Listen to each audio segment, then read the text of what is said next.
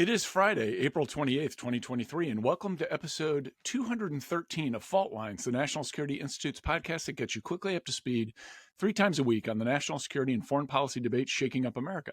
I'm Lester Munson, NSI Senior Fellow, and joining me are Jamil Jaffer, NSI's founder and executive director, and Jessica Jones, a defender but not an avenger in the Marvel comic universe.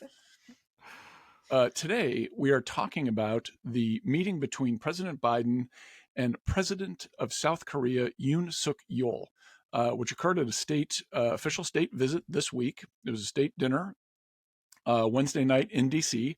One of the things we learned, amazingly, is that the South Korean president has a terrific singing voice, and he did a rather amazing version of American Pie. In fact, I would say better than the original. Also, this week, we learned that the U.S. is changing its nuclear posture vis-a-vis South Korea.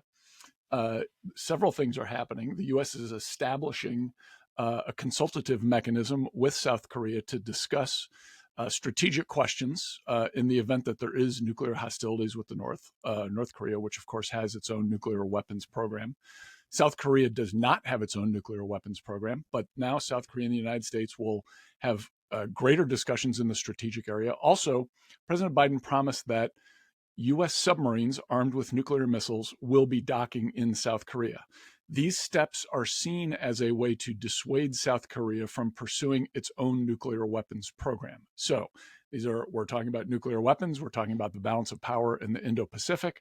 We're talking about one of our most important allies, particularly in that region in South Korea. We're talking about one of the very serious national security threats to the United States and its allies in North Korea. The role of China is implicated here. There's a whole lot of issues tied up in this announcement that was rolled out for this visit. So, Jones, I want to go to you first. I am eager to hear what your impressions are of this news development. Of course, I'll kick us off. If we take as a basic premise that every administration seeks to continue non-proliferation, I think this was the best win that the Biden administration was going to get, right? We talk here, Jamil's already, let me finish, is already skeptical.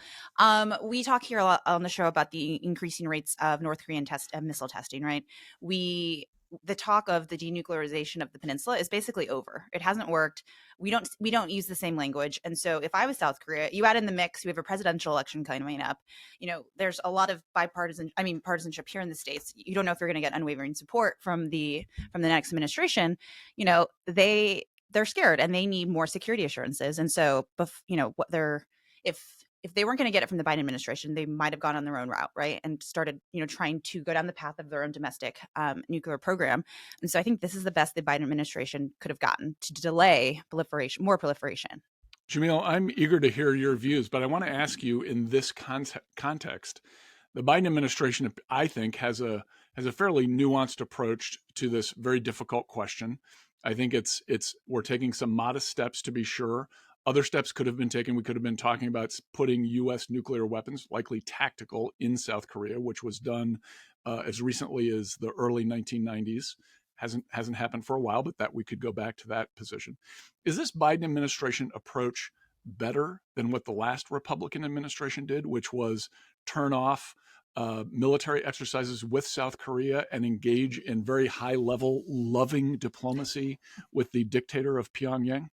Yeah, look, I think it's crazy that we tried to negotiate with Kim Jong-un this chimeric Trump idea that he could get him to work a deal. The deal actually got worse than even the Clinton administration's terrible agreed framework. The deal got worse under the Trump administration. So I think that was a fail as well. I think the Biden administration is moving in the right direction. I wouldn't call putting nuclear weapons on submarines into South Korea non-proliferation. That's kind of why I'm skeptical of Jessica Jones' points. Like, it doesn't reduce proliferation when you put more nuclear weapons in.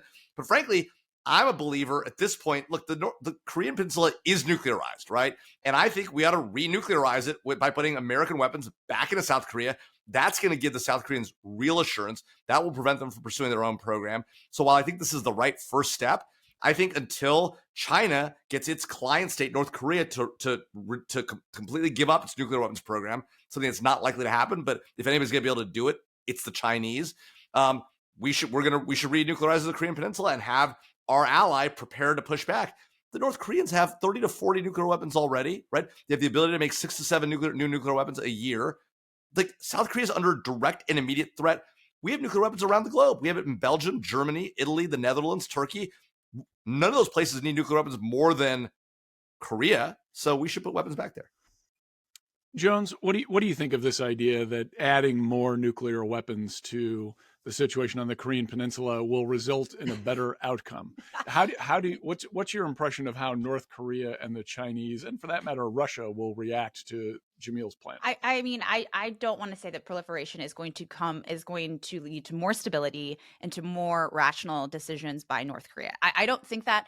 But I'm even like further than Jamil. I'm thinking if I was South Korea, I would be moving forward to my own domestic program. Like, I want to have power over the button. I don't want the U.S. to. Like, I would want that. I would want that independence. So I'm, we see what 3/4 of the South Korean population want a domestic program, right? So at some point you might hit an actual threshold where South Korean leadership might actually have to listen to their citizens rather than whatever pressure the U.S. is going to place on them or whatever assurances we're going to provide. Well, and that's exactly, Jones, I have to disagree with you also. Hold on, Jamil. I'm going to disagree with you also, Jones. I don't think South Korea actually wants or needs its own nuclear weapons. The U.S. nuclear deterrent is far better. If they develop their own, they risk divorcing themselves from the U.S. nuclear umbrella. That would be a big mistake. It'll roil their domestic politics. That thing is unpredictable. Who knows where that's going to go? I think that's a bad idea. One of the reasons I like the Biden policy here, at least for now, is that it seems like it's threading a very difficult needle. It's not being super provocative like what Jamil wants to do. It's not tilting too far in favor of letting South Korea go its own way. We're actually doing a big favor to President Yoon in South Korea, I think, with this policy. One of the concerns I have is that this might be a slippery slope to further nuclear weapons development in South Korea. And I worry that the president hasn't done enough to make sure he's got bipartisan support for this in Congress. If he's losing faith on either side, it's probably more likely to be the Republicans, but he really needs to make sure that this is a balanced approach that can be sustainable into whatever the next administration is. All right, Jamil, your turn. I mean, I get what you're saying, Les. I just don't understand this idea that, the North Koreans don't want it. You're wrong. The polls actually say they do want it, right? I mean, you can tell the South Koreans what they want, but I think they know what they want. And I think their president has made clear what they want, which is U.S. nuclear weapons back. So, you can tell them that, you can tell everybody that we're doing them a favor.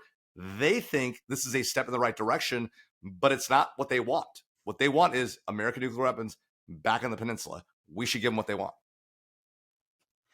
Well, I think that's let's delay that step as long as we absolutely can. It may be that we have to take that eventually, but I think as long as we can hold that off and slow down the escalation here, that's a good thing. Anyone disagree with that? When you say slow down the escalation, nobody's escalating but the North Koreans, who are building more and more nuclear weapons every year. Escalation is happening.